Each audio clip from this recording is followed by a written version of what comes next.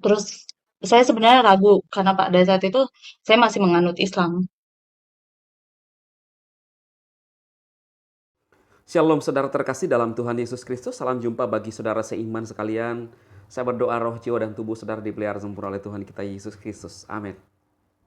Nah saudara, hari ini saya akan memperlihatkan sebuah cuplikan kesaksian dari seorang wanita yang luar biasa, di mana dia menceritakan sekilas bagaimana dia ikut gereja, percaya kepada Yesus, saudara. Ya, ini membuktikan bahwa sekalipun uh, iman Kristen diserang dari berbagai sisi, saudara. Bahkan hari ini juga saya melihat sebuah video terbaru, saudara. Ibadah gereja Pantai Kosta itu tiba-tiba didatangi oleh sekelompok ormas untuk dibubarkan dengan alasan tidak ada izin. Tetapi untungnya pihak gereja itu menyatakan bahwa semua sudah selesai, izinnya sudah ada. Ya, jadi mereka mencari celah, ya. Mungkin mereka menganggap bahwa gereja ini tidak punya izin. Maka pihak gereja menyatakan bahwa mereka sudah memenuhi syarat semuanya.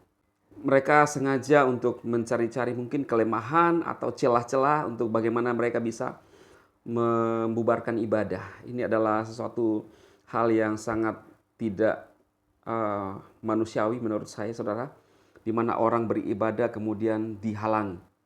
Bagaimana kalau itu dibalik di daerah yang banyak mayoritas Kristen misalnya, tetapi tidak pernah terjadi dilakukan oleh umat-umat Kristen karena umat Kristen sangat mengerti namanya toleransi. Ya. Nah, saudara, kita harus beracu kepada apa yang disampaikan oleh Bapak Presiden yang juga diatur dalam konstitusi, undang-undang kita. Itu negara menjamin tiap-tiap penduduk untuk beribadah. Apakah harus minta izin dulu kepada orang lain untuk beribadah? Ini kan miris, saudara.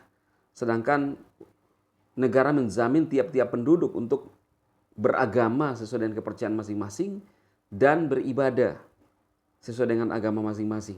Tetapi ada saja orang-orang yang ingin mencekal, saudara. Ya, hari ini saya melihat videonya itu, ya, terbaru ternyata. Nah, saudara, seorang wanita ini, saudara akan lihat cuplikannya bagaimana dia percaya kepada Yesus, mengikut Kristus. Eh, kita percaya bahwa Alkitab yang kita percayai mampu mengubahkan hidup setiap orang.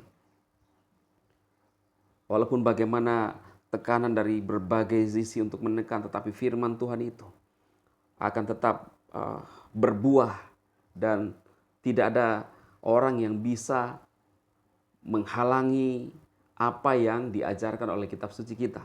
Kitab suci itu akan terus menghasilkan, saudara, berabad-abad, terbukti mengubah banyak orang, perilaku banyak orang, karena Alkitab kita adalah firman Elohim sendiri. Karena itu video ini bermaksud untuk menguatkan saudara semua, iman saudara-saudara seiman sekalian, supaya teguh imannya di dalam Tuhan kita Yesus Kristus, ya. Dan tujuan daripada kesaksian-kesaksian ini, saudara, adalah untuk membangun iman saudara seiman tetap teguh imannya di dalam Tuhan, sekalipun banyak serangan. Alkitab kita menjamin keselamatan, di dalam Yesus ada keselamatan. Tetap teguh iman saudara sekalipun banyak tantangan yang kita hadapi. Tetapi kita tetap percaya Tuhan sanggup menolong kita. Kalau toh Tuhan tidak menolong kita, maka di dalam kekekalan, sebagaimana Sadrak, Mesak, dan Abednego berkata, sekalipun Tuhan kami tidak menolong, kami akan tetap beribadah kepada Dia. Apakah kita sanggup mengungkapkan hal yang sama, atau ketika ada tekanan kita gemetar dan tawar hati? Karena itu, saudaraku, saya berdoa saudara senantiasa dikuatkan imannya. Jangan pernah meninggalkan Tuhan Yesus Kristus. Dan hanya Dialah satu-satunya memberikan jaminan kepada kita untuk masuk dalam kerajaan surga, saudara.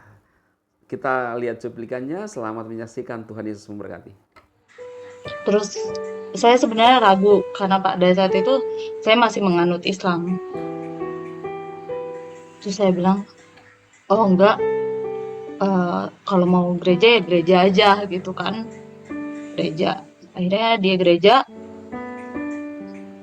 terus di minggu selanjutnya uh, dia bilang, oh hari Minggu saya nggak bisa sama kamu nih, buat temenin ibu saya mau gereja.